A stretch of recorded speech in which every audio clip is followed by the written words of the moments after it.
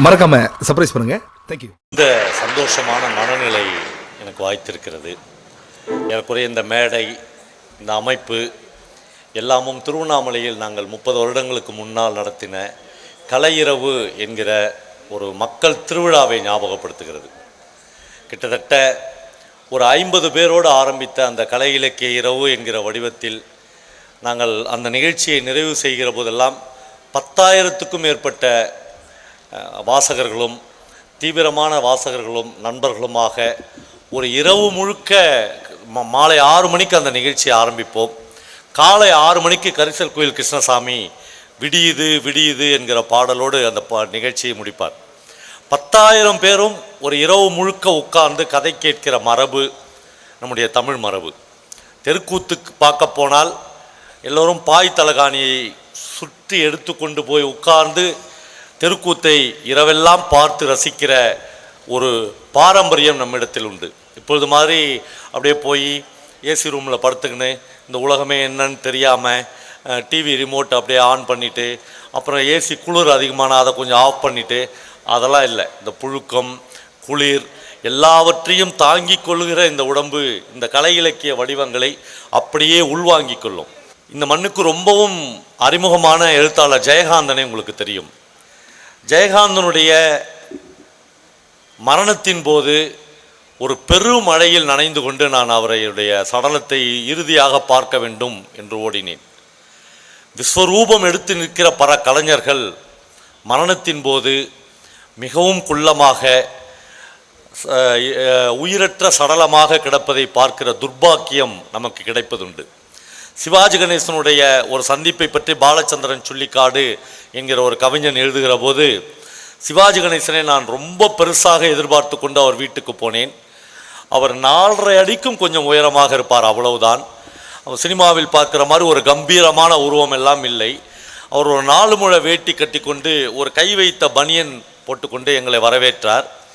கொஞ்ச நேரம் நாங்கள் அவரோடு பேசி கொண்ட உடனே நான் அவருடைய குரல் விற்று பிழைத்த பையன் என்று பாலச்சந்திரன் சுள்ளிக்காடு தன்னை அறிமுகப்படுத்திக் கொள்கிறார். கேரளாவின் சொத்து என்று பாலேந்திரன் சுள்ளிக்காட்டை கேரள அரசாங்கமே அறிவிக்கிறது. அப்பேற்பட்ட ஒரு கவிஞன் சிவாஜி கணேசனின் முன்னால் கூனி குறுகி உட்கார்ந்து கொண்டிருக்கிறான். சிவாஜியை பார்த்து அவன் துருன்னு ஒரு கேள்வி கேட்கிறான். சார், நீங்கள் நடித்த படங்கள்லேயே உங்களுக்கு ரொம்ப பிடிச்ச படம் எது சார் என்று கேட்கிறான். சிவாஜி சிரித்து கொண்டே சொல்கிறார், எல்லா படமும் எனக்கு ஒன்று தான் தம்பி என்று சொல்கிறார். நாடகம் தான் எனக்கு ரொம்ப பிடிக்கும்னு சொல்கிறார். நாடகத்தில் எது சார் உங்களுக்கு ரொம்ப பிடிக்கும் என்று பாலேந்திரன் சுள்ளிக்காடு கேட்கிறார். எனக்கு வீரபாண்டிய கட்டபொம்மன் தான் பிடிக்கும் என்று சொன்னவுடன் ரொம்ப வாய் துடுக்காக எனக்காக ஒரு தாட்டி வீரபாண்டிய கட்டபொம்மனா கொஞ்சம் நடித்து காட்டுறீங்களா சார் என்று கேட்கிறான். பாலேந்திரன் சுள்ளிக்காடோடு கூட ராஜீவ் நாத் என்கிற மிகப்பெரிய ஒரு இயக்குனர் போயிருக்கிறார். அவர் இவன் தொடையை பிடிச்சி கிள்றாரு. சிவாஜி எவ்வளோ பெரிய ஆகிருதியான ஆள், ஒரு மிமிக்ரி ஆர்டிஸ்ட்டை கேட்குற மாதிரி நடிச்சு காட்டுன்னு சொல்கிறியடா என்று. சிவாஜி உடனே பயங்கர மகிழ்ச்சி அடைஞ்சு அந்த 4 முழ வேட்டியை அப்படி தூக்கி கட்டிக்கின்னு அந்த ஹாலில், அவர் வீட்டு ஹாலில், அந்த டி நகர் வீட்டில் அன்னை இல்லத்தில் ஒரு 3 தடவை அந்த ஹாலில் நடக்கிறார். பாலேந்திரன் சுள்ளிக்காடு அந்த நிகழ்ச்சி எழுதுகிறார். நான் பார்த்த 4.5 அடி 5 அடி உயரமுள்ள ஆள் இல்லை அப்போது சிவாஜி. அப்படியே அந்த ஹால் உயரத்துக்கு அவருடைய உருவம் மேலே இருக்கிறது. அவர் வேறொன்றாக மாறுகிறார். ஒரு அமானுஷ்ய உருவமாக அவர் என் முன்னால் தென்படுகிறார். அவர் அப்படி நின்று மஞ்சள் அரைத்தாயா என்று ஆரம்பிக்கிறார். அவர் பேசி முடித்து மூச்சு வாங்க நிற்கிற போது என்னுள் ஏதோ ஈரமாக உணர்வதை நான் உணர்கிறேன். கீழே பார்க்குறேன், நான் ஒன்றுக்கு இருந்துட்டேன் என்று எழுதுகிறான். அப்புறம் கொஞ்ச நேரத்து கான்வர்சேஷனில் சிவாஜி இவனை பார்த்து கேட்கிறார், தம்பி நீ கேரளாவா என்று கேட்கிறார். ஆமாம் சார் என்று சொல்கிறான். நீ என்ன பண்ணுற என்று கேட்குறேன். அவர் சொல்கிறாரு, உங்கள் படம்லாம் கேரளாவுக்கு வரும் இல்லை சார். அப்போ ஆட்டோவில் மைக் வச்சுன்னு இன்று மாலை லக்ஷ்மி தேட்டரில் சிவாஜி கணேசன் நடித்த தங்கப்பதக்கம் திரையிடல் கண்டிப்பாக கேரள மக்கள் பார்க்க வேண்டும் என்று குரல் விற்று பிழைத்த பையன் சார் நானே என்று சொல்கிறார். உடனே சிவாஜி கேட்கிறார், இப்போ என்ன பண்ணுற என்று சொல்கிறார். நான் கவிஞன். அந்த நிகழ்ச்சியை பாலேந்திரன் சுள்ளிக்காடு எழுதுகிற போது நான் கவிஞன் என்று சொன்ன அந்த வினாடி சிவாஜி தன் சோஃபாவிலிருந்து எழுந்து நின்று கவிஞனா என்று வணங்குகிறார். என்ன வணங்கினாரு. அது எனக்கு கிடைத்த வரவேற்பில்லை, ஒரு கவிஞனுக்கு ஒரு சக கலைஞன் கொடுக்கிற மரியாதையாக நான் பார்த்தேன் என்று சொல்கிறார். இந்த பாரம்பரியம் தமிழ்நாட்டை தவிர மற்ற எல்லா மாநிலங்களிலும் இருக்கிறது. குறிப்பாக கேரளாவிலும் கர்நாடகாவிலும் வெஸ்ட் பெங்காலிலும் இது இருக்கிறது. ஒரு நாள் காலையில் தகழி சிவசங்கரன் பிள்ளை வீட்டிலேருந்து வெளியே எழுந்து வந்து பார்க்கிறார். ஒரு 100 பேர் அவர் வீட்டுக்கு முன்னாடி நிற்கிறாங்க. என்னன்னு கேட்குறாரு. உங்களுக்கு வந்து ஞானபீட விருது கிடைத்திருக்கிறது, இவர்கள் எல்லோரும் உங்களுக்கு மரியாதை செலுத்த வந்திருக்கிறார்கள் என்று சொல்கிறாங்க. நான் போய் ஒரு சட்டை போட்டுன்னு வந்துடுறேன்னு உள்ளே போய் சட்டை போட்டுன்னு வர்றார். வந்து பார்க்கிறாரு, ஒரு 80வது ஆளாக அந்த மாநிலத்தினுடைய அப்போதைய முதலமைச்சர் ஈ.கே. நாயனார் நிற்கிறார். ஆமாம், இவர் பார்க்குறாரு, சிஎம் வந்துக்கிறாரு, வரட்டும் அவர் கியூவில் நிற்கட்டும் என்று இன்னொரு குரல் கேட்கிறது. இந்த பாரம்பரியம் ஒரு எழுத்தாளன் எவ்வளவு பெரிய ஆகுருதி என்பதை நம்ம தமிழ்நாட்டில் தான் என்ன துரதிர்ஷ்டம், எல்லா முதலமைச்சர்களுமே எழுத்தாளர்களாக, எல்லா முதலமைச்சர்களுமே நடிகர்களாக, எல்லா முதலமைச்சர்களுமே நம்மளுக்கு நடிகைகளாக கிடைத்து விட்டார்கள். அதனால் அவங்களுக்கு எல்லாம் தெரிந்தவர்களாக ஆகிவிடுகிறார்கள். அவர் வந்து அந்த பாரம்பரியம் எவ்வளோ பெரிது என்றால், ஜெயகாந்தனை உங்களுக்கு தெரியும். ஒரு நாள் ஜெயகாந்தன் இப்படிப்பட்ட ஒரு மேடையில் அவரை பேச அழைக்கிறார்கள். அது அரசாங்கம் நடத்துகிற ஒரு பெரிய நிகழ்ச்சி. முதல்வர் அப்பொழுது கலைஞர் கருணாநிதி அப்பொழுது முதல்வராக இருக்கிறார். அவருடைய அமைச்சரவையில் உள்ள மூத்த அமைச்சர்கள் எல்லோரும் முன் வரிசையில் உட்கார்ந்து கொண்டிருக்கிறார்கள். ஆற்காடு வீராசாமி, துரைமுருகன், அன்பழகன், அப்படி மிக பெரும் திராவிட தலைவர்கள் எல்லாம் முன்னாடி உட்கார்ந்து கொண்டிருக்கிறார்கள். ஜெயகாந்தன் உங்களுக்கு தெரியும், அவரும் ஒரு 4 அடி 4.5 அடி உயரம்தான் இருப்பார். அவர் மைக் முன்னாடி வந்து சொல்கிறார், யாரை வணங்குவது என்று தெரியவில்லை, இந்த மேடையில் நான் வணங்கத்தக்க யாரும் இல்லை அப்படின்றார். பயங்கர டென்ஷன் ஆயிடுறாங்க எல்லாரும். ஒரு சிஎம் உட்காணுகிறாரு, எல்லாரும் உட்காணுகிறாங்க, யாரை வணங்குவது என்று தெரியவில்லை, இந்த மேடையில் நான் வணங்கத்தக்க மனிதர்கள் யாரும் இல்லை. ஆனால் ஒரு பொது மேடையில் ஒரு தமிழன் இன்னொரு தமிழனை பார்த்து மரியாதை செய்ய தவறிவிட்டான் என்கிற செய்தி வரலாற்றின் காதுகளுக்கு போய்விடக்கூடாதே என்பதற்காக இந்த மேடையை நான் வணங்குகிறேன் அப்படின்னு சொல்கிறார். எல்லாம் அப்படியே பின் ட்ராப் சைலன்ஸ். கலைஞர் வந்து நிறைவுரை ஆற்ற வர்றார். அவர் இவரை விட ரொம்ப கற்று தேர்ந்தவர்ல, 2 பேரும் அப்படியே போட்டி போட்டு தமிழில் வளர்ந்தவர்ல. அவர் சொல்கிறார், நண்பர் ஜெயகாந்தன் நாங்கள் யாரும் வணங்கத்தக்க மனிதர்கள் இல்லை என்று சொன்னார், ஆனால் நான் ஜெயகாந்தனை வணங்குகிறேன் அப்படின்னு ஆரம்பிக்கிறார். எல்லாரும் பார்க்குறாங்க. அவர் சொல்கிறாரு, நான் ஜெயகாந்தனை வணங்குகிறேன், அவர் ஒரு பெரிய எழுத்தாளர் என்பதற்காகவோ அவர் சாகித்ய அகாடமி விருது பெற்றார் என்பதற்காகவெல்லாம் அல்ல, எனக்கு வாக்களிக்க போகிற கோடான கோடி வாக்காளர்களில் அவரும் ஒருவர் என்பதற்காக நான் அவருக்கு வணக்கம் சொல்லுகிறேன். இப்படி வளர்ந்தது தான் எனக்கு நன்றாக ஞாபகம் இருக்கிறது. ஒரு நாள் ஜெயகாந்தன் வீட்டில் ஒரு நைட்டு அவருடைய பிறந்தநாள் டின்னர் நடக்கிறது. ஒரு வயதான பெரியவர் என் கையை பிடிக்கிறார். நீங்கள் திருவண்ணாமலை பவா தானே என்று கேட்கிறார். ஆமாம் சார்ன்றேன். வெளியே வரீங்களா என்று வெளியே கூட்டின்னு போகிறார். சிகரெட் பிடிப்பீங்களா அப்படின்னார். நான் அப்போ சிகரெட் பிடிக்க மாட்டேன், நான் ஒரு சிகரெட் பிடிக்கிறேன் அப்படின்னு ஒரு சிகரெட் பிடிச்சிட்டு அவர் சொல்கிறார், என் பேர் மோத்தி ராஜகோபால் அப்படின்னு சொல்கிறார். நான் அப்படியே அந்த கையை இறுக்கி பிடிச்சிக்கினேன். என்னென்னா, அவர் வந்து உருமு தனலட்சுமி கல்லூரி என்கிற ஒரு மிகப்பெரிய கல்லூரியினுடைய தாளாளர், தமிழ்நாட்டினுடைய மிகப்பெரிய வைர வியாபாரி. ஜெயகாந்தன் எப்பொழுது திருச்சிக்கு போனாலும், எந்த லாட்ஜில் தங்கினாலும் கடையெல்லாம் விட்டுட்டு அப்படியே மோத்தி ராஜகோபால் வந்து ஒரு கப்பன் சாசரில் காஃபி வாங்கின்னு போய் ஜெயகாந்தனுக்கு கொடுப்பார். எந்த ரூம் பாயும் கூட்டின்னு வர சொல்ல மாட்டார், அவரே தான் கையில் வாங்கின்னு போய் கொடுப்பார். அப்படிப்பட்ட அவரை வந்து போஷித்தவர் தன்னுடைய வாழ்நாள் முழுக்க. மோத்தி ராஜகோபாலை பற்றி ஜெயகாந்தன் தன்னுடைய புத்தகத்தில் ஒரு இடத்தில் எழுதியிருக்கிறார். என்னென்னா, அவர் வந்து ஒரு ஒன்று குடுத்தனத்தில் குடும்பம் இருக்கிறார். மோத்தி ராஜகோபால் அந்த சந்துக்குள்ளேயே அவருடைய ஃப்ளைமவுத் காரு நுழையாது, ஒரு பெரிய கார் அது. அந்த மூலையில் நிறுத்திட்டு இவர் மட்டும் ஜெயகாந்தனை பார்க்க போகிறார். நான் உங்களோட பேசணும் என்று சொல்கிறார். ஜெயகாந்தன் ஒரு சட்டையை போட்டுன்னு வராரு. எங்கேருந்து வரீங்க என்று கேட்கிறார். திருச்சியிலேருந்து வரேன். அப்போதெல்லாம் ரொம்ப ரொம்ப புகழ்பெற்ற எழுத்தாளர் எல்லாம் இல்லை ஜெயகாந்தன். அப்பொழுதெல்லாம் அவர் சாகித்ய அகாடமிலாம் வாங்கலை. ஆனால் அவருடைய எல்லா படைப்புகளையும் மோத்தி ராஜகோபால் படித்திருக்கிறார். இன்னொரு செய்தி, மோத்தி ராஜகோபால் ஒரு தமிழர் அல்ல, வெளி மாநிலத்திலிருந்து திருச்சியில் வந்து தங்கி தமிழ் கற்றுக்கொண்டவர். அவர் சொல்கிறார், கொஞ்சம் நேரம் பேசினுங்கிறாங்க 2 பேரும். ஜேகே, இந்த வீட்லையா குடும்பங்கிறீங்க என்று கேட்கிறார். ஆமாம். எவ்வளோ வாடகை? 60 ரூபாயோ 70 ரூபாயோ என்று சொல்கிறார். ஒரு சுத்த ஒன்று கொடுத்தன வீடு அது. இன்னும் கொஞ்சம் நேரம் பேசிட்டு அவர் உள்ளே பார்க்குறாரு. அப்போது தான் மோத்தி ராஜகோபாலுடைய மனைவி அந்த காருக்குள்ளே உட்காந்துக்கிறத ஜெயகாந்தனும் பார்க்குறார். அந்த அம்மா இறங்கி வராங்க. கிட்டத்தட்ட ஒரு 300 பவுன் நகை போட்டுங்கிறாங்க. வைர வியாபாரியினுடைய மனைவி இல்லையா அவங்க. உடனே மோத்தி வந்து அவங்கள பார்த்து அப்படியே ஒரு சைகை பண்ணுறாரு. கார் டிக்கி திறக்கப்படுகிறது. கார் டிக்கியில் ஏற்கனவே திருச்சியிலேருந்து அவங்க எடுத்துன்னு வந்து ஒரு ட்ரே எடுக்கிறார். இந்த ட்ரேவில் ஜெயகாந்தன் அதை பற்றி விவரிக்கிறார். கிட்டத்தட்ட ஒரு 100 பவுன் நகை இருக்கும்.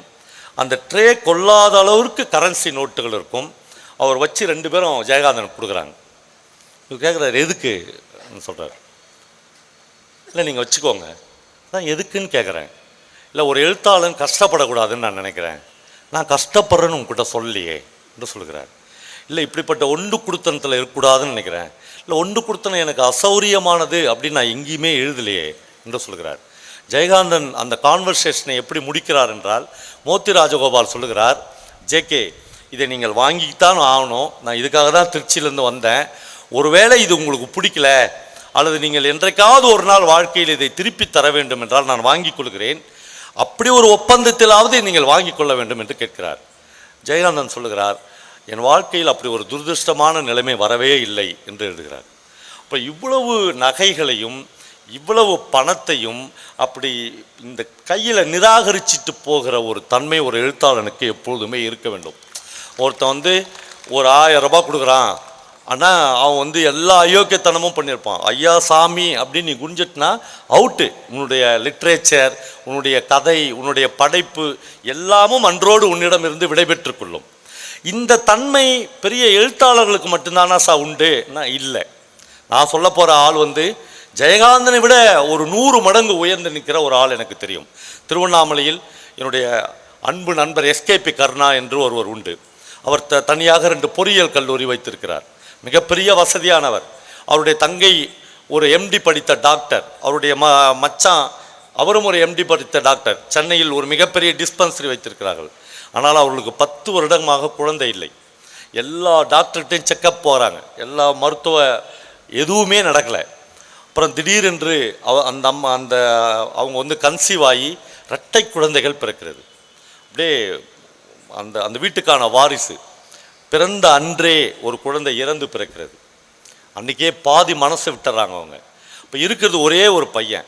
அந்த பையனை அப்படி பொத்தி பொத்தி பொத்தி வளர்க்குறாங்க. அந்த பையனுக்கு 1.5 வயசு ஆகிறது. 1.5 வயசில் ஒரு நாள் மேல்மலையனூருக்கு கூட்டின்னு மொட்டை அடித்து காது குத்துறாங்க. கர்ணா தான் தாய்மாமன் மடியில் அந்த குழந்தையை இருத்தி காதெல்லாம் குத்தி முடிச்சாச்சு. எல்லாருக்கும் பக்கத்தில் உள்ள ஒரு கல்யாண மண்டபத்தில் வச்சு சாப்பாடு கொடுக்குறாங்க. அன்னைக்கு அந்த காது குத்துற திருவிழாவின் போது மலையனூரில் ஒரு பெரிய திருவிழா நடக்கிறது, அமாவாசை திருவிழா நடக்கிறது. 1.5 லட்சம் பேர் அந்த நிகழ்ச்சிக்கு வந்திருக்கிறார்கள். ஒரே பக்தர்கள் கூட்டம். இவர்கள் மண்டபத்தில் போய் சாப்பிட போகிறாங்க. சாப்பிடும்போது அவங்க தங்கச்சி கருணாவை பார்த்து கேட்குறாங்க, கருணா குழந்தை எங்கடா என்று கேட்குறாங்க. குழந்தை இல்லை. இல்லையே, காது குத்தின உடனே நான் கொடுத்துட்டேன்றார். யார்கிட்ட கொடுத்த அப்படின்னு கேட்குறாங்க. இல்லை, என் கையில் தான் இருந்தான். யாரா வாங்கினீங்களாப்பா? அந்த மண்டபத்தில் எல்லோரும் அமைதியாக இருக்கிறார். குழந்தை இல்லை, குழந்தை மிஸ்ஸிங். ஒரு நிமிஷத்துக்குள்ளே எல்லாரும் தெரிச்சு ஓடுகிறார்கள். 1.5 லட்சம் பேரில் எல்லோரும் போய் குழந்தையை தேடுகிறார்கள்.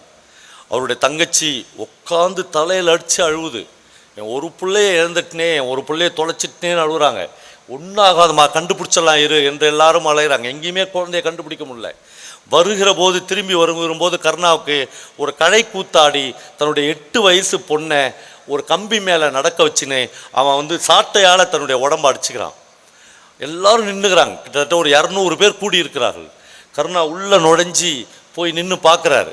ஒரு மூலையில் அந்த பையன் உட்காந்து வாழைப்பழம் சாப்பிட்டுக்கிறான். அப்படியே ஆனந்த கண்ணீர் வருது இவருக்கு. ஓடி போய் அந்த குழந்தையை தூக்குறாரு.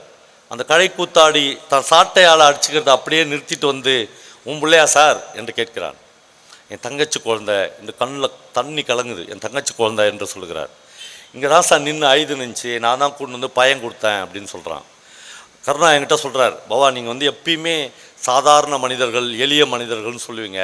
அப்போலாம் அது என்னன்னே எனக்கு தெரியாது. அந்த வார்த்தை எனக்குள்ளாக போகவே இல்லை. ஏன்னா நான் பார்ன் வித் சில்வர் ஸ்பூன். நான் பிறக்கிற போதே ஒரு பணக்கார வீட்டில் பிறந்தேன். எளிய மனிதர்கள், சாமானிய மனிதர்கள் நீங்கள் சொல்லும் போதெல்லாம் அவர்கள் யார் என்று எனக்கு தெரியவே தெரியாது. அந்த ஆளுக்கு என்ன பண்ணுறதுனே எனக்கு தெரியல. நான் என் பாக்கெட்டில் கையை விடுறேன், என் பர்ஸை எடுக்கிறேன். என் பர்ஸில் கிட்டத்தட்ட ஒரு 60-70 ரூபாய் இருக்கும். எல்லாமே 2000 ரூபாய் நோட்டு. மொத்தத்தையும் எடுத்து அவன் கையில் கொடுக்குறேன். அந்த ஃபங்க்ஷனுக்காக நான் வச்சுருந்த காசு எடுத்து வச்சுக்கணும். அவர் சொல்கிறாரு, அவன் அந்த வயலட் கலரில் இருக்கிற அந்த 2000 ரூபாய் நோட்டுக்குது இல்லை, அது அவனை ஒரு துளி கூட சபலப்படுத்தவே இல்லை. அவன் அதை பார்க்கவே இல்லை. அவர் அதை விட இன்னும் லோக்கல் பாஷன்னு நம்ம சொல்லவில்லை. அதில் சொல்கிறாரு, அவன் அதை பீச்சாங்கையில் தள்ளி விட்டான் என்று சொன்னார். அப்படி தள்ளி விட்டான். ஐயா காசு கொடுக்குற, உன் புள்ளனா வேற, என் புள்ளனா வேறையா? பிள்ளையை காப்பாற்றுறதுக்கு போய் காசு கொடுக்குற, போ சார் பேசாம என்று சொல்கிறான். நம்மளே கருணா அதை கேட்டுட்டு சொன்னார், என்கிட்ட 500 ப்ரொஃபஸர்ஸ் வேலை பார்க்குறாங்க, எல்லாரும் எம்ஃபில் பிஹெச்டி, பயோடெக்னாலஜியில், எம்இயில், சிவிலில் அப்படியே பிஹெச்டி பண்ணவர்கள். 500 ரூபாய் அதிகமாக தரேன் என்று எங்கள் ஊரில் உள்ள இன்னொரு கல்லூரியில் அவர்களை கூப்பிட்டா அன்றைக்கி சாயங்காலமே ரிசைனேஷன் லெட்டர் கொடுத்துட்றான். அப்படி என்றால் ஒரு கலை கூத்தாடி ஒரு எழுத்தாளனை விட, ஒரு முனைவர் பட்டம் வாங்கினவனை விட, ஒரு பேராசிரியனை விட உயர்ந்து நிற்கிறான். நண்பர்களே, மனிதர்களில் நாம் தான் இவன் சாதாரண மனுஷன், இவன் ரொம்ப அற்பமான மனுஷன், இவனுக்கு இப்போ படுக்கிறதுக்கு வீடு கூட இல்லை இருக்கலாம். 60,000-70,000 ரூபாயை அந்த கடை கூத்தாடி வாங்கி கொண்டிருந்தால் ஒரு வாழ்க்கையை அவனால் நடத்தியிருக்க முடியும். நமக்கு அது 1 மாதம் அல்லது 1 வருஷம் வந்திருக்கலாம். அவனுக்கு ஒரு ஜீவன் உள்ள நாட்கள் எல்லாம் அவன் ஒரு இடத்தில் வசித்திருக்கலாம், வாழ்ந்திருக்கலாம், 3 வேளை சாப்பிட்டிருக்கலாம். 8 வயது உள்ள தன் மகளை பள்ளிக்கூடத்திற்கு அனுப்பாமல் ஒரு கம்பியில் நடக்க வைத்து வித்தை காட்டி பிழைத்திருக்க வேண்டிய அவலத்திலிருந்து அவன் மீண்டிருக்கலாம். ஆனால் நண்பர்களே, ஒரு பீச்சாங்கையில் அதை தள்ளி விடுகிறான். இதைத்தான் இலக்கியம் மீண்டும் மீண்டும் நமக்கு சொல்லி கொடுத்து கொண்டே இருக்கிறது. நம்ம அப்படியே உச்சாணி கொம்பில், பணத்தில், காரில், ஏசியில், 10 வீட்டில், 4 வீட்டில் உயர்ந்து போகிற போதெல்லாம், இல்லைப்பா அந்த கடை கூத்தாடிய பாரு, அவன்தான் உன்னுடைய ஆசான் என்று வாழ்க்கை நமக்கு சொல்லி கொடுத்து கொண்டே இருக்குது. 100 முறை சொல்லிட்டேன், 101வது தடவை இங்கேயும் சொல்ல விரும்புகிறேன். ஏன்னா உங்களுடைய முகங்கள் அவ்வளவு பிரகாசமாக என் முன்னால் இருக்கிறது. வைக்கம் முகமது பஷீர் என்று ஒரு மிகப்பெரிய கலைஞனை நீங்கள் கேள்விப்பட்டிருப்பீர்கள். கேரளாவில் ஒரு ஆட்டோக்காரங்கிட்ட ஏறி உட்காந்து முகமது பஷீர் வீட்டுக்கு போகணும் என்று சொன்னால் நம்ம பஷீரான்னு கேட்பான். ஒரு ஆட்டோக்காரனுக்கு அவன் நம்ம பஷீர், அவ்வளவு ஐடென்டிட்டியான ஒரு பெயர். கேரளாவில் கேலிக்கட்டில் போய் நின்று நீங்கள் பஷீர் வீட்டுக்கு போகணும் என்று சொன்னால் சுல்தான் வீட்டுக்கா, பேப்பூர் சுல்தான் வீட்டுக்கான்னு கேட்பான். ஒரு மகாராஜா மாதிரி தன் வாழ்க்கையை வாழ்ந்தவர் பஷீர். 26 வேலைகள் செய்திருக்கிறார். அவர் எழுதுகிறார், நான் என்னென்னலாம் வேலை செஞ்சேன், இந்த மேடையில் அந்த வேலைகள்லாம் நான் சொல்லவே முடியாது, அவ்வளோ வேலைகளை செய்திருக்கிறார். ஒரு நாள் எழுதி கொண்டு இருக்கிறார் 60 வயதில். பசிக்குது, எழுதுனா எழுத்தாளனாக இருந்தாலும் பசிக்குதுனானே, அவனுக்கு மட்டும் பசிக்காத இருக்குமாண்ணா, ரொம்ப பசிக்குது. டைம் பார்க்குறார், நைட்டு 9 மணி. அப்படியே காலார நடந்து ஒரு 3 கிலோமீட்டர் நடந்து போகிறார். ஒரு ஹோட்டலில் போய் ஒரே ஒரு மசால் தோசை சாப்பிடுகிறார். ஒரு மசால் தோசையின் விலை, பஷீர் இதை எழுதுகிற போது வெறும் 2 ரூபாய். 2 ரூபாய்க்கு ஒரு மசால் தோசை சாப்பிட்டுட்டு பார்க்குறாரு, ஜிப்பாவில் பர்ஸ் இல்லை. அந்த கல்லாவில் உட்காந்துக்கிற ஓனர் இது மாதிரி எத்தனை பேர் பார்த்துருப்பான் அவன் டெய்லி. அவன் சொல்கிறான், பர்ஸ் இருக்காதே. இல்லை, நான் வீட்டிலேருந்து புறப்படும் போது பர்ஸோடு தான் புறப்பட்டேன். அதான் நீ வீட்டிலேருந்து புறப்படும் போது பர்ஸோடு தான் வந்திருப்ப, அப்புறம் காக்கா தூக்கின்னு போயிட்டு இருக்காத. அவன் கிண்டல் பண்ணுறான். இவருக்கு அவமானமாக இருக்குது. என்னென்னா, இவன் ஏதாவது சொல்லி நம்மளை இந்த ஹோட்டலில் கிட்டல வெங்காயம் உரிக்க வச்சுருவானோ, மாவு ஆட்ட விட்டுருவானோ. ஒரு பெரிய எழுத்தாளன் அப்படி போய் கேரளாவையே தாங்கி பிடிச்சது தான் நாமளே நினச்சிக்கிற நம்மளை போய் மாவாட்டுறா நாயன்னு சொல்லிட்டு நம்ம என்ன பண்ணுறது, அவமானப்படுகிறார். ஆனால் இந்த ஹோட்டல் ஓனர் ரொம்ப கூலாக சொல்கிறான், வேலைலாம் செய்வேனா, ட்ரெஸ் அவுத்து என் கல்லாப்பட்டி மேலே வையின்றான். பஷீர் அப்படியே கூனி குறுகி நிற்கிறார். யோ அவரியா என்று சொல்கிறான். அவர் ஜிப்பாவை கழட்டி அவனுடைய கல்லா டேபிள் மேலே வைக்கிறார். அவர் அந்த சமயத்தில் ஒரு வரி எழுதுகிறார். நண்பர்களே, அதுதான் நம்முடைய சமூகத்தின் பிரதிகல்விப்பு. நான் அப்படி திரும்பி பார்த்தேன். அந்த ஹோட்டலில் 70-80 பேர் சாப்பிட்டு கொண்டிருந்தார்கள். எல்லோருடைய கண்களும் ஒரு சக மனிதனின் நிர்வாணத்தை தரிசிப்பதற்கு அவ்வளவு ஆசையாக இருந்தார்கள் என்று எழுதுகிறார். ஒரே ஒருத்தன் கூட எழுச்சி 2 ரூபா தானடா நான் தரேன் என்று ஒரு குரல் கூட வரவில்லை என்று எழுதுகிறார். அவன் அடுத்த சொல்கிறான், வேட்டியை கட்டுன்றான். அவர் ரொம்ப கூனி குறுகிறார். வேட்டி அவுரியா என்று சொல்கிறான். அவர் வேட்டியை அவுக்க போகிறார். ஒரு அழுக்கு லுங்கி கட்டி கொண்டு ஒரு ஆள் எங்கிருந்தோ ஓடி வரான். பெரியவரை இரு இரு இரு இரு வேட்டி அவுக்காத என்று சொல்கிறான். வேட்டியை இறுக்கமாக முடிச்சு போட்டுக்கிறார் பஷீர். அவன் சொல்கிறான், 2 ரூபா தானேயா நான் தரேன் என்று 2 ரூபா எடுத்து கொடுக்குறார். அவனை பார்க்குறாரு. இவர் அந்த கடை கூத்தாடி சொன்னல, அவனை விட கேவலமான உருவத்தில் இருக்கிறான். ஒரு அழுக்கு லுங்கி கட்டுனுக்கிறான், ஒரு அழுக்கு பனியன் போட்டுனுக்கிறான். 2 ரூபா கொடுத்துட்டு வா பெரியவரை போகலாம் என்று கூட்டின்னு வரான். வெளியே 2 பேர் வராங்க, ஹோட்டலுக்கு வெளியில் வருகிறார்கள். வெளியே அவன் சொல்கிறான், திட்டு பசங்க ஊர், ஜாக்கிரதையாக இருக்க வேணாமா நீ, பர்ஸ் அப்படியா பறி கொடுப்ப, இன்னும் லுங்கிலேருந்து ஒரு 20 பர்ஸ் எடுத்து அவர்கிட்ட காமிக்கிறான். இதில் எது உன் பர்ஸு அப்படின்றான். அவர் அப்படியே ஸ்தம்பிச்சு போய் நிற்கிறாரு. நின்றுட்டு அவர் சொல்கிறாரு, என் பர்ஸு அதில் தான் இருந்துச்சு, ஆனால் எனக்கு எடுக்க தோணலை. அதான் ஒரு எழுத்தாளர், என் பர்ஸ் அங்கே தான் இருந்துச்சு, ஆனால் எனக்கு எடுக்க தோணலை. அவன் சொல்லிவிட்டு கொஞ்சம் தூரம் போயிட்டான். போயிட்ட பிறகு ஒன்றே ஒன்று எனக்கு தோணுச்சு, அவன் பேர் என்னன்னு கேட்க மறந்துட்டேன். பஷீர் எழுதுகிறார், அதனால் என்ன, அவன் பெயர் அறமாகவோ அல்லது கருணையாகவோ இருந்திருக்க வேண்டும் என்று எழுதுகிறார். அவனுக்கு 2 பேர் தான் அந்த உலகத்தில் இருக்க முடியும், ஒன்று அறம் அல்லது கருணை. இந்த 2 பேர் தான் அவனுக்கு இருக்க முடியும் என்று எழுதுகிறார். நண்பர்களே, ஒரு கடைக்கூத்தாடியை ஒரு 60,000 ரூபாயை பீச்சாங்கையில் தள்ளி விடுகிறான். ஒரு பிட்பாக்கெட் அடிக்கிற, ஒரு 3ஆம் தர பிட்பாக்கெட் அடிக்கிற ஒருவன் ஒரு எழுத்தாளனுக்கு 2 ரூபாய் கொடுத்து அவன் மானம் மரியாதையை காப்பாற்றுகிறான். அப்படி என்றால் இந்த சமூகத்தில் ஏதோ பிரச்சனை இருக்கிறது இல்லையா? அப்படி என்றால் நாம் இந்த சட்டை போடாதவன், இந்த லுங்கி கட்டி நிற்கிறவன், இந்த ரோட்டு ஓரத்தில் நிற்கிறவன், இவனெல்லாம் ஒரு அற்ப பார்வையில் பார்த்துவிட்டு கடந்து போகாத இருங்கள் என்று இலக்கியம் மறுபடியும் நமக்கு சொல்லி கொடுத்து கொண்டே இருக்கிறது. இந்த ஊரில் ஈரோட்லேயோ திருப்பூர்லேயோ கொஞ்ச நாள் ட்ரெஷரி ஆஃபீஸராக எங்கள் தோழர் கந்தர்வன் வேலை பார்த்தார். கந்தர்வனுடைய கதைகளெல்லாம் நீங்கள் ஒவ்வொரு கதையாக உங்கள் குழந்தைகளுக்கு இரவில் சொல்ல வேண்டும் என்று நான் ஆசைப்படுகிறேன். அவர் தான் என்று ஒரு கதை எழுதியிருக்கிறார். நம்ம சொல்லுவோம்ல, தான் நான் அப்படின்னு சொல்லினே இருப்போம். நம்மளை அறியாமலேயே அது நமக்குள்ளே படிஞ்சிடும். நீங்கள் 2 காலேஜ் வச்சுருந்தீங்கன்னா, 4 ஹோட்டல் வச்சுருந்தீங்கன்னா, உங்களுக்கே உள்ளுக்குள்ளே ஒரு பெரிய தான் வந்துடும். அந்த தான்லேருந்து நீங்கள் கீழே இறங்கவே முடியாது. அவர் சொல்கிறார், ஒரு நாள் நான் சப்ட்ரெஷன்லேருந்து வெளியே வரேன். வெளியே வந்து நண்பர்களோடு நின்று டீ குடிச்சிருந்தோம். டீ குடிச்சிருந்தா எதிரில் ஒரு டாக்டர் வீடு. அந்த டாக்டர் வீட்டுக்கு ஒரு அம்மா தன்னுடைய கணவனை அப்படியே தாங்கி பிடிச்சி அப்படியே மேலே எட்டும்போது, ஃபஸ்ட்டு ஃப்ளோரில் அந்த டாக்டர் வீடு இருக்குது.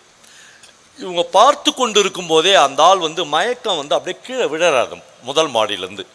இந்த அம்மா ஓடி பிடிக்குது முடியல, மேலேருந்து தம்மால்னு கீழே வந்துடுறாரு. எல்லாரும் டீ குடிச்சுருந்தவங்க அவ்வளோ பேரும் டீ டம்ளர் போட்டு இவரோட 5-6 பேரும் ஓடுறாங்க. பயங்கர ப்ளீடிங், தலையில் அடிபட்டுக்குது, உடம்பு முழுக்க ரத்தம்.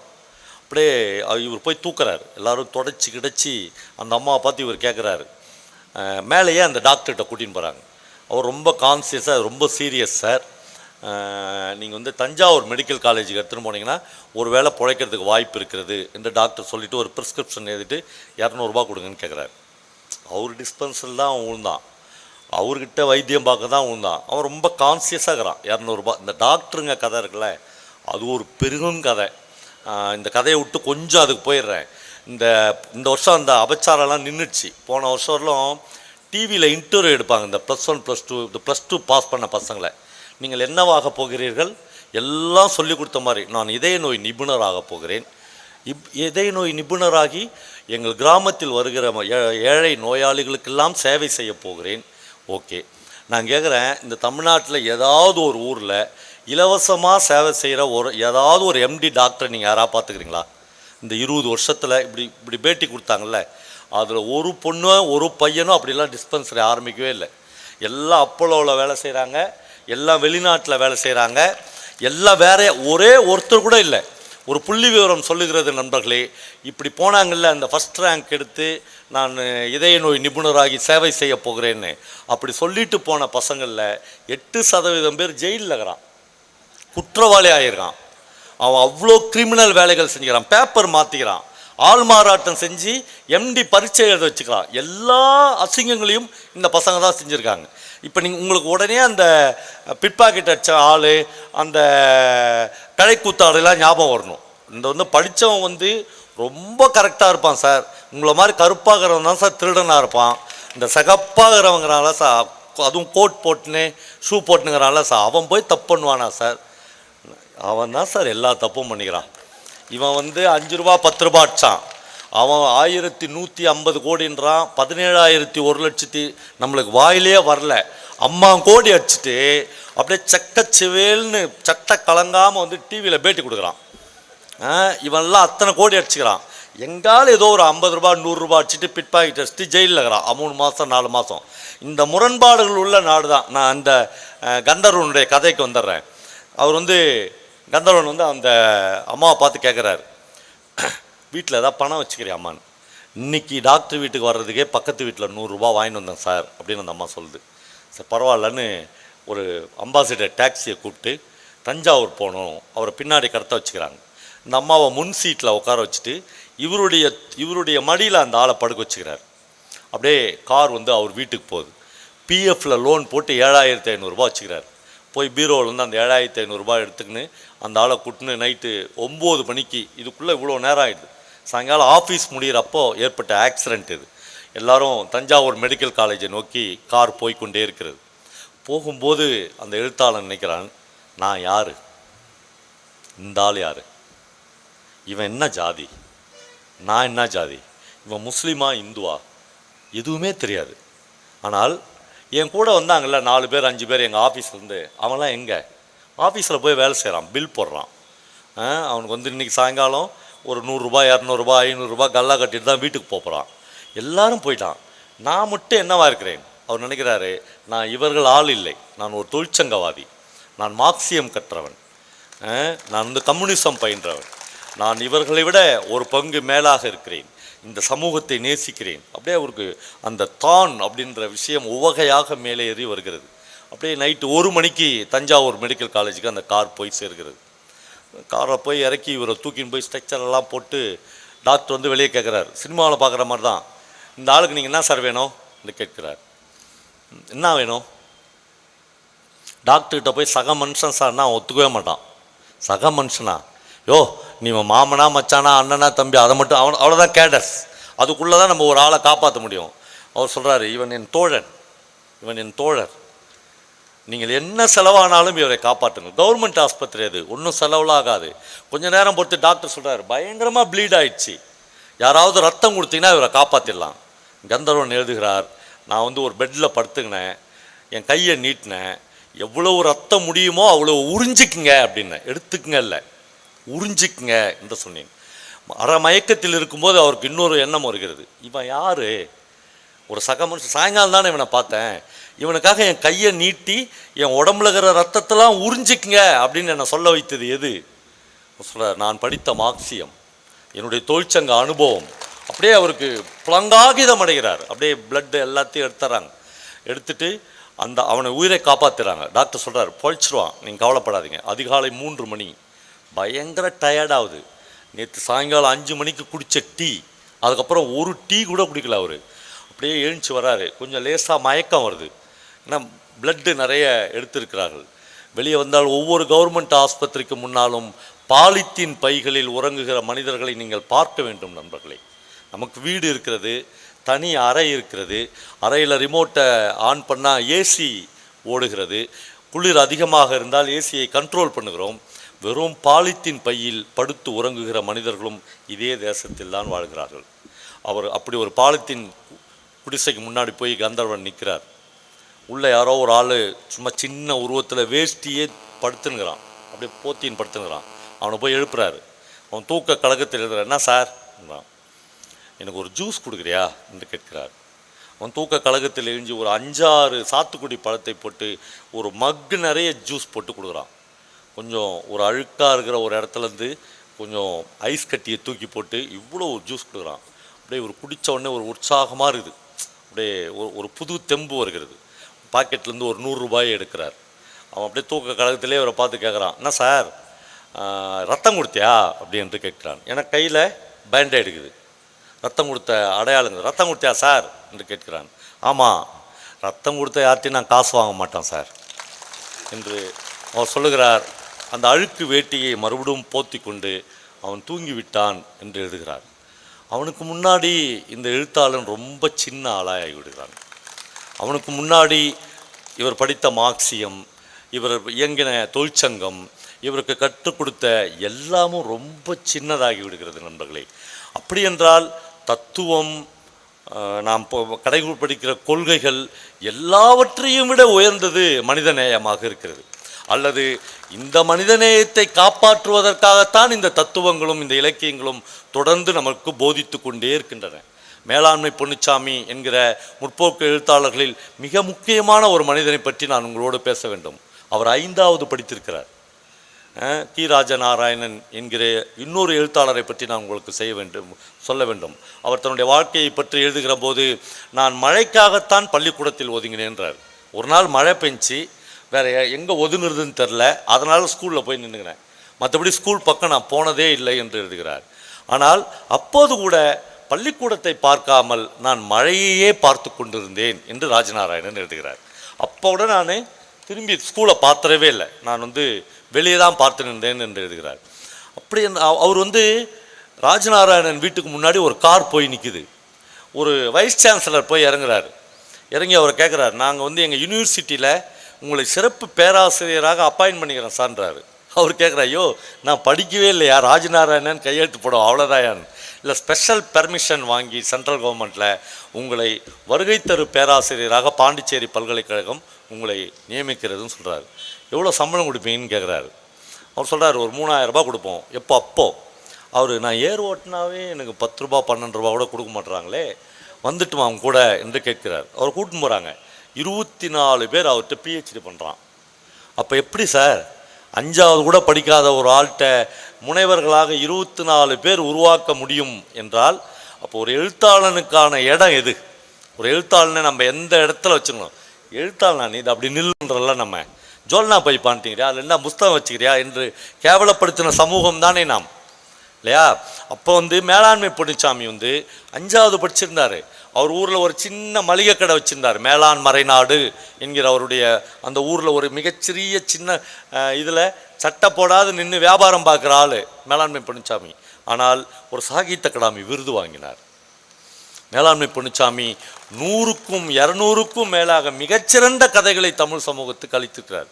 எப்படிப்பட்ட கதை? அப்படியே ரத்தமும் சதையுமாக அவருடைய கிராமத்திலிருந்து அந்த கதைகள் வந்தன.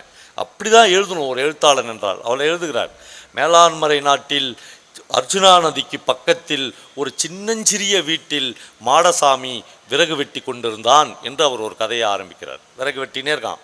ஒருத்தர் சொல்கிறான், அன்னைக்கு பிரசவ வலி வந்துடுச்சு, துடிக்கிறா என்று சொல்கிறான். அப்படியே கோடாரியை போட்டு போகிறான்.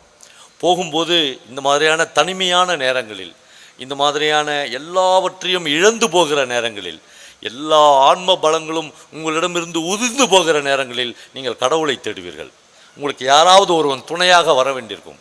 மாடசாமி கடவுள்கிட்ட பேசினே போகிறான், சாமி ஏற்கனவே 2 புள்ள போயிடுச்சு, இதான் 3வது புள்ள, எப்படியாவது காப்பாத்துரு என்று கடவுளோட பேசினே போகிறான்.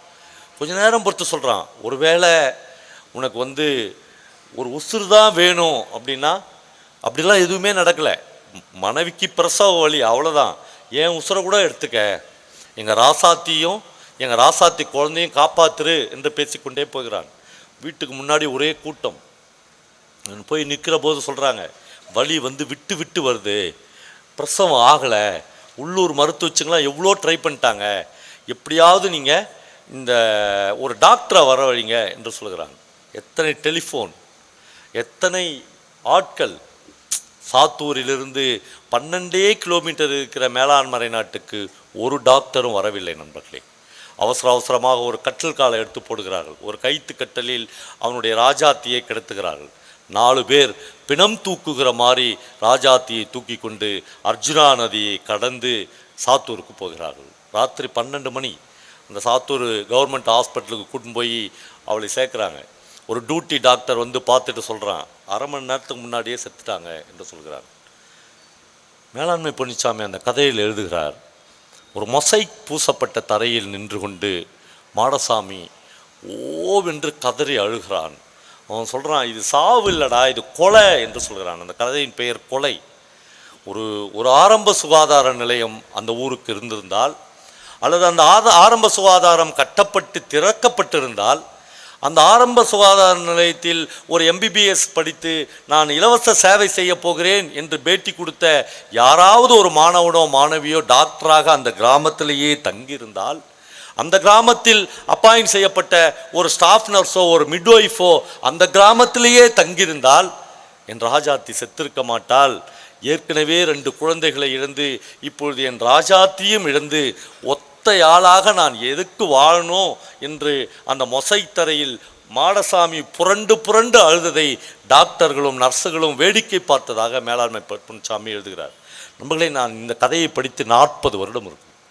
40 வருடத்தில் நிறைய மாறி இருக்கிறது. எல்லாம் மல்டிப்ளெக்ஸ், அப்படியே மல்டிபிள் ஹாஸ்பிட்டலாக இருக்கிறது. இதயத்துக்கு தனி, கை காலுக்கு தனி, தலைக்கு தனி என்று வழிநெடுக ஹாஸ்பிட்டல்களாக மாறி இருக்கிறது. ஆனாலும் ராஜாத்திகள் செத்து கொண்டு தான் இருக்கிறார்கள். ஆனாலும் ஆரம்ப சுகாதாரங்கள் மூடப்பட்டு தான் கிடக்கின்றன. ஆனாலும் எங்கள் மாடசாமிகள் ஏதோ ஒரு தெரு மூலையில் நின்று அழுக்கு துண்டால் தன்னுடைய உதட்டை மூடிக்கொண்டு கதறிக்கொண்டு தான் இருக்கிறார்கள். இதைத்தான் இலக்கியவாதிகள் மறுபடியும் நமக்கு ஞாபகப்படுத்தி கொண்டே இருக்கிறார்கள். கலை இலக்கியம் என்பது, புத்தகங்கள் என்பது வெறும் விளையாட்டான விஷயம் இல்லை நண்பர்களே. நீங்கள் உங்கள் வீடுகளில் ஒரு எவ்வளோ பெரிய வீடு நம்ம மனிதர்கள் கட்டுகிறார்கள், எவ்வளவு பேராசை அந்த வீட்டுக்குள்ளே இருக்குது. என் பொண்ணுக்கு ஒன்று சார், என் பையனுக்கு ஒன்று சார், என்னுடைய கெஸ்ட்டு வந்தால் ஒன்றுக்கு சார் என்று கட்டுகிறோம். அந்த வீட்டில் ஒரே ஒரு சின்ன புத்தக அலமாரியை வைப்பதற்கு நமக்கு மனசு இல்லவே இல்லை. சுந்தரராம் சாமி சொல்கிறார், எங்கள் ஊர் ரோட்டரி கிளப்பில் என்னை ஒரு நாள் சொன்னாங்க, சார் நீங்கள் எங்கள் ரோட்டரி கிளப்பில் நாங்கள் ஒரு லைப்ரரி ஆரம்பிக்கிறோம். அந்த லைப்ரரிக்கு 1 லட்சம் ரூபாய்க்கு புத்தகம் வாங்க போகிறோம். எப்போது? 25 வருஷத்துக்கு முன்னாடி 1 லட்சம் ரூபாய்க்கு. நீங்கள் தான் 1 லட்சம் ரூபாய்க்கான புத்தகத்தை செலக்ட் பண்ணி கொடுக்கணும் என்று கேட்கிறார்கள். அவர் சொல்கிறார், நான் மிகுந்த மன ஓகையோடு என் காரை எடுத்துக்கின்னு அந்த ரோட்டரி கிளப் அலுவலகத்துக்கு போனேன். அவங்க கூட்டின்னு போய் என்கிட்ட அந்த பெரிய ஹாலை காமிச்சாங்க. எல்லா ரேக்லாம் ஏற்கனவே செஞ்சுட்டாங்க. அந்த ரோட்டரி கிளப் செக்ரட்டரி என்கிட்ட சொல்கிறார், சார் நீங்கள் 1 லட்சம் ரூபாய்க்கு உங்கள் இஷ்டத்துக்கு புஸ்தகம் வாங்க, ஆனால் புஸ்தகம் 43 சென்டிமீட்டர்லேருந்து 23 சென்டிமீட்டர் தான் இருக்கணும், ஏன்னா ரேக் ஏற்கனவே நாங்கள் செஞ்சிட்டோம் என்று சொல்கிறார். இவ்வளவு அறிவில்லாதவர்களாகத்தான் நாம் இருக்கிறோம், அல்லது இவ்வளவு வேஷம் போடுபவர்களாகத்தான் நாம் இருக்கிறோம். அந்த ஒரு எளிய மனுஷன் ரத்தம் கொடுத்தியாடா உங்கள்கிட்ட காசு வாங்க மாட்டேன்னான்னு வேஸ்ட் எடுத்து மூடிக்கலாம். அப்படின்னா என்ன அர்த்தம்? என் மூஞ்சி நீ பார்க்காத, உன் மூஞ்சி நீ பார்க்காதன்னு அர்த்தம். நம்மால் ஒரு 100 ரூபா செலவு பண்ணிட்டு 10,000 ரூபாய்க்கு பேனர் வைக்கிறான். 10,000 ரூபாய்க்கு பேனர் வச்சு ஆர்ட் அண்ட் லிட்ரேச்சரில் என்னென்ன வடிவங்கள் இருக்குது. ஒரு நாள் நானும் ஜெயமோகனும் திருவண்ணாமலையில் பேசி கொண்டு போனோம். ஊர் முழுக்க ஒருத்தருடைய மூஞ்சி அப்படியே பெருசாக பேனரில் இருக்குது. ஜெயமோகன் கேட்டார், இவர் யாருன்னு. இல்லைங்க அதெல்லாம் வெளியே சொல்ல முடியாது அப்படின்னு நான் சொன்னேன். அவர் சொன்னார், இல்லை பாவா எனக்கு ஒரு எக்ஸ்பீரியன்ஸ் உண்டு. கேரளாவில் ஒரு வர்கீஸ் அப்படின்னு ஒரு மிகப்பெரிய ஆள் இருக்கார். அவர் தான் கேரளாவினுடைய முந்திரி ஏற்றுமதியில் முன்னணியில் இருக்கிறவர். அவர் வருஷத்துக்கு ஒரு தடவை கேரளாவில் இருக்கிற மிக முக்கியமான இயக்குநர்கள், அடூர் கோபாலகிருஷ்ணன், பவித்ரன், அந்த மாதிரி அரவிந்தன், அந்த மாதிரி முக்கியமான ஒரு இயக்குனருக்கு ஒரு ஃபோன் பண்ணுவார். சார் இன்றைக்கி மீட் பண்ண முடியுமா உங்களை? எல்லாருக்குமே அவர் தெரியும். பண்ணலாமே சார். ஒரு ஸ்டார் ஹோட்டலில் 2 பேரும் சந்திப்பார்கள். சந்தித்து சொல்லார், ஒன்றும் இல்லை சார், நான் இந்த வருஷம் ஒரு படம் எடுக்கணும், நீங்கள் அதை எடுத்து கொடுக்கணும். என்கிட்ட ரெடியாக ஸ்கிரிப்ட் இருக்குது. எவ்வளோ பட்ஜெட் ஆகும் சார்? ஒரு 3 கோடி ரூபாய் ஆகும். 3 செக், ஒரு கோடி ரூபாய் கையிலே கொடுத்துருவார். நீங்கள் படம் எடுங்க சார், என்னை கூப்பிடணும்லாம் அவசியம் இல்லை. ப்ரிவியூ அன்றைக்கி ஒரு வேலை என் ஞாபகம் இருந்தால் என்னை கூப்பிடுங்க, மற்றபடி நீங்கள் படம் எடுத்து ரிலீஸ் பண்ணுங்கன்னு சொல்லிட்டு போயிடுவார். பல பேர் படம் எடுக்காதவே போய்க்கிறாங்க. அதை பற்றி ஒரு ஃபோன் பண்ணி அவர் கேட்டதே இல்லை. அவர்கிட்ட ஒரு நிருபர்கள் கேட்குறார்கள் ஒரு நாள், நீங்கள் ஒரு பெரிய முந்திரி வியாபாரி, கோடிக்கணக்கில் டிரான்ஸ்லேஷன் பண்ணுறீங்க, ஏன் சார் இப்படி போய் இவ்வளோ கோடி ரூபாயை கொடுத்து நீங்கள் படம் எடுக்கிறீங்க? அவர் சொல்லுகிறார், நான் நிறைய முதலமைச்சரை, பிரதமரை அப்படிலாம் சந்திக்கிறேன், ஒரு பெரிய தொழிலதிபர்னு. என்னை அவர்களுக்கு அறிமுகப்படுத்தும் போது, எனக்கு பினராயி விஜயனோடு என்னை அறிமுகப்படுத்தும் போது, இவர் பெயர் வர்கீஸ், கேரளாவின் மிகப்பெரிய முந்திரி வியாபாரி என்று சொல்லும் போதெல்லாம் என் கை நடுங்குகிறது. வெட்கத்தால் நான் தலைகுனிந்து போகிறேன். ஒரு முந்திரி வியாபாரி மட்டுமா என்னுடைய அடையாளம் என்று நான் அவமானப்படுகிறேன். அப்படி சொல்லுகிற போது, அடூர் கோபாலன் எடுத்த எலிப்பத்தாயம் இருக்குல்ல, ஆமாம் 3 நேஷ்னல் அவார்டு வாங்கிச்சு, அதை இவர் தான் தயாரித்தார் என்று சொல்ல வேண்டும். அவ்வளோதான், எனக்கு வேறு எதுவுமே வேணாம். அந்த ஐடென்டிட்டி நமக்கு வேண்டும். நீங்கள் லட்சக்கணக்கில் கோடிக்கணக்கில் டேர்ன் ஓவர் பண்ணலாம், இந்த பக்கம் கோடி ரூபாய் போகலாம், அந்த பக்கம் கோடி ரூபாய் போகலாம், சமூக சேவைகள் செய்யலாம். எங்களுக்கு அது தேவையே இல்லை. எங்களுக்கு அந்த அழுக்கு வேஷ்டிக்காரன், அந்த கலைக்கூத்தாடி, அந்த பிட்பாக்கெட் அடித்தவன், இந்த மாதிரியான ஒரு எளிய மனிதன் பணத்தை நிராகரிக்கிறான்ல, அவன்தான் இந்த சமூகத்துக்கு தேவையாக இருக்கிறான். அதைத்தான் மறுபடியும் எழுத்தாளர்களும் எழுத்துக்களும் சொல்லிக்கொண்டே இருக்கின்ற நண்பர்களே. என்னுடைய நெருங்கிய நண்பர் சந்தோஷ் எச்சுக்கானம், அவர் கேரளாவின் மிகப்பெரிய ஸ்டார், 50 திரைப்படங்களுக்கு கதை வசனம் எழுதியிருக்கிறார்.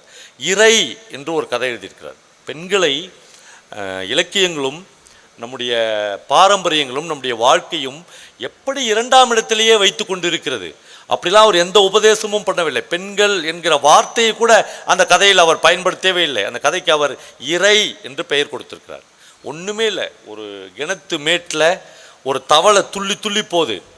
ஒரு தண்ணி பாம்பு, ஒரு பெரிய தண்ணி பாம்பு எட்டி அதை பிடிக்க போகுது. தவளை தப்பிச்சு கிணத்துக்குள்ளே குச்சிடுது.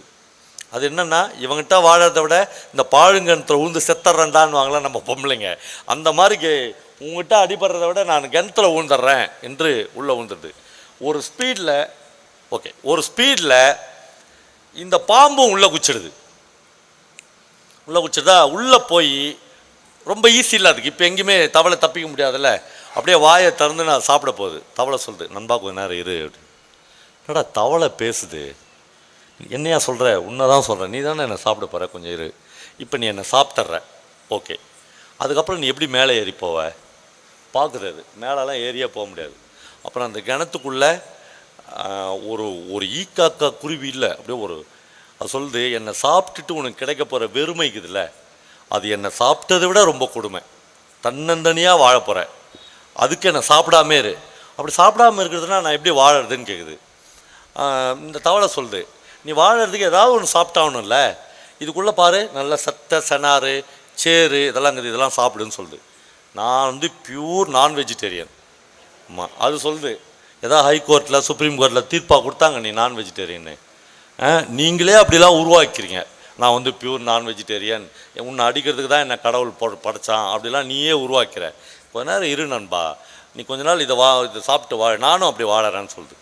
ரெண்டு பேரும் உள்ளே வசிக்கிறார்கள், நண்பர்களாக வசிக்கிறார்கள். ஆனால் ஒரு நிமிஷமும் கான்சியஸாக இருக்கிறாங்க ரெண்டு பேரும். என்னென்னா, எந்த நேரமும் இந்த பாம்பு நம்மளை சாப்பிடலாம். அந்த தவளை தூங்குறதே இல்லை, அப்படியே முழிச்சினே தான் இருக்கும். ஒரு நாள் நடுராத்திரி, நான் ஒரு நிமிடத்தில் முடித்து விடுகிறேன். ஒரு நாள் நடுராத்திரி திடீர்னு ரெண்டு பேரும் தூங்குவதாக பாவலா பண்ணி கொண்டிருக்கிற ஒரு நடுராத்திரி, அது தமால்னு ஒரு சத்தம் கேட்குது. அப்படியே ரெண்டு பேரும் எகிரி குச்சி போய் பார்க்குறாங்க. ஒரு மிக அழகான ஒரு பெண்ணின் பிணம் உள்ளே உழுது கிணத்துக்குள்ளே. அப்படியே சுருளாக முடி இருக்கு அவளுக்கு. ஒரு பேரழகியாக அந்த பெண்ணுடைய டெட் பாடி இருக்குது. அந்த பாம்பை பார்த்து தவளை சொல்லுது, நீ மாமிச உண்ணி தானே, நான் வெஜிடேரியன் தானே, உட்காந்து சாப்பிடு, 1 மாதத்துக்கு சாப்பிடலாம், சாப்பிடு என்று சொல்லுது. ஒரு ஆணின் சிகரெட் சுமல் அதை கடந்தது என்று சந்தோஷ் எச்சிக்கானம் எழுதுகிறார். யாரோ ஒருத்தன் அவளை கொன்று உள்ளே போடுறான். இப்போது இந்த பாம்பு பயங்கர உணர்ச்சி வசப்பட்டு போதுமான அளவுக்கு அவளை சாப்பிட ஆரம்பிக்குது. கொத்தி கொத்தி அவளுடைய சரீரத்தை சாப்பிட்டுனேகுது. இந்த பாம்பால் எழுந்திருக்கவே முடியாது, அவ்வளோ ஒரு மயக்க நிலைக்கு அது போயிடுச்சு. பக்கத்து படிக்கட்டில் அந்த தவளையும் அந்த பாம்பும் படுத்து கொண்டிருக்காரு. தவளை உத்து பார்க்குது, ரொம்ப க்ளோஸ்அப்பில் அந்த பாம்பை பார்க்குது. இவங்கிட்ட நம்ம எத்தனை நாள் அவஸ்தைப்பட்டு இந்த நிலைமைக்கு வந்துக்கிறோம் அப்படின்னு இது வாயை திறந்து பார்க்குது. பாம்புக்கு மட்டும்தானே வாய்க்குது, நமக்கு தானே வாய் இருக்குது, நம்ம திறக்கலான்னு திறந்தால் இவ்வளோ பெருசு திறக்க முடியுது. பாம்போட தலை எவ்வளோ பெருசு இருக்கும், இவ்வளோ தான் இருக்கும். நம்ம வாய் எவ்வளோ பெருசு இருக்கும், இன்னும் பெருசாக இருக்கும். அது ரொம்ப அழகாக பக்கத்து படிக்கட்டில் இறங்குது. ஒரு தவளை இறங்குச்சுன்னா பாம்புக்கு தெரியவே தெரியாதுல்ல, அவ்வளோ சாஃப்டாக இறங்கி நல்ல வாயை நல்லா திறந்து உள்ளே வச்சு கச்சுக்குன்னு ஒரு அழுத்தத்து பாம்பு அப்படியே துடிச்சு செத்து போகுது. நண்பர்களே, இந்த கதை பாம்பின் தவளை கதை என்றால் நீங்கள் நினைக்கிறீர்கள்? சந்தோஷ் எச்சிக்கானம் என்கிற அந்த மகத்தான கலைஞன் ஒரு பாம்பையும் தவளையை பற்றியுமா இப்படி எழுதியிருக்கிறான். இவனை எந்த இடத்துல இந்த கதையில் ஆண் என்றோ பெண் என்றோ எதுவுமே அவன் சொல்ல. ஆனால் இந்த கதை எதை பற்றி எழுதியிருக்கிறது என்று நம்ம எல்லாருக்கும் தெரியும்.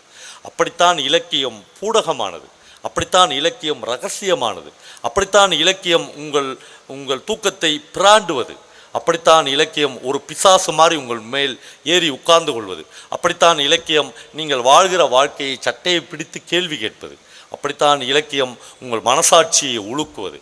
அதற்கான ஒரு சின்ன முயற்சி தான் புத்தக கண்காட்சி.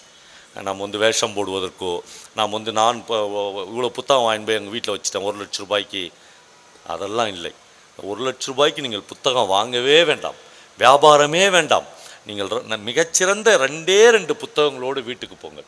ஒவ்வொரு இரவும் அந்த புத்தகங்களை படியுங்கள்.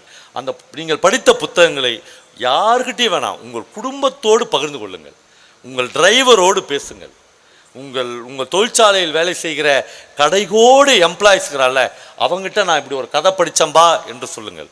அவனுக்கும் உங்களுக்குமான உறவு இல்லை, அது கடவுளுக்கும் பக்தனுக்குமான உறவை விட மேலாக வலுப்படும். அந்த இடத்திற்கு இந்த புத்தக கண்காட்சி உங்களை நகர்த்த வேண்டும் என்று வாழ்த்தி விடைபெறுகிறேன்.